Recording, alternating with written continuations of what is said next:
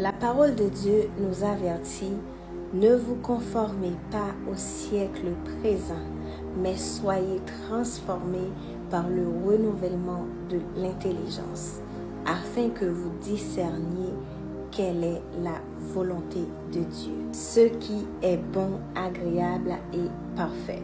Romains 12, verset 2. Deux systèmes qui s'opposent.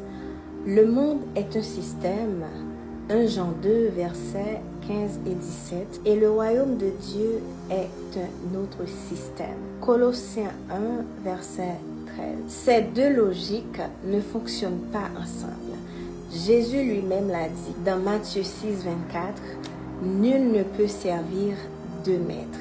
Celui qui est en Christ n'est plus esclave des principes de ce monde, mais il vit selon un autre ordre, celui de l'esprit. » Galates 5, verset 16. Être présent sans se conformer. Si vous êtes dans la musique, par exemple, vous pouvez utiliser les instruments, les rythmes, les mélodies que le monde apprécie. Mais votre message, vos paroles, votre inspiration doivent venir du ciel. Comme David qui jouait de la harpe et chassait les esprits mauvais. 1 Samuel 16, verset 23. Votre musique devient un instrument de guérison et de transformation, mais pas de corruption. Si vous êtes dans le gouvernement, vous pouvez adopter le protocole et le langage diplomatique. Mais votre véritable différence sera dans votre intégrité et dans la lumière de votre pensée.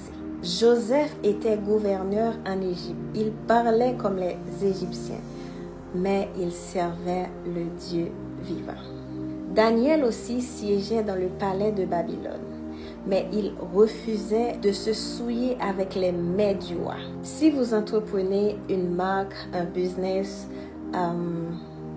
ou une organisation, vous pouvez utiliser les stratégies professionnelles reconnues. Mais votre fondement doit être celui du royaume, car si l'Éternel ne bâtit pas la maison, ceux qui la bâtissent travaillent en vain. La vraie différence n'est pas dans vos vêtements, vos titres ou vos talents. Elle est dans votre système de pensée. Paul nous rappelle, nous avons la pensée du Christ. 1 Corinthiens 2, verset 16. C'est cette pensée qui vous rend inébranlable, qui vous garde pur au milieu de cette génération perverse. Vous êtes dans le monde, mais vous n'êtes pas du monde. Votre appel n'est pas de fuir le monde, mais d'y être envoyé comme lumière et sel.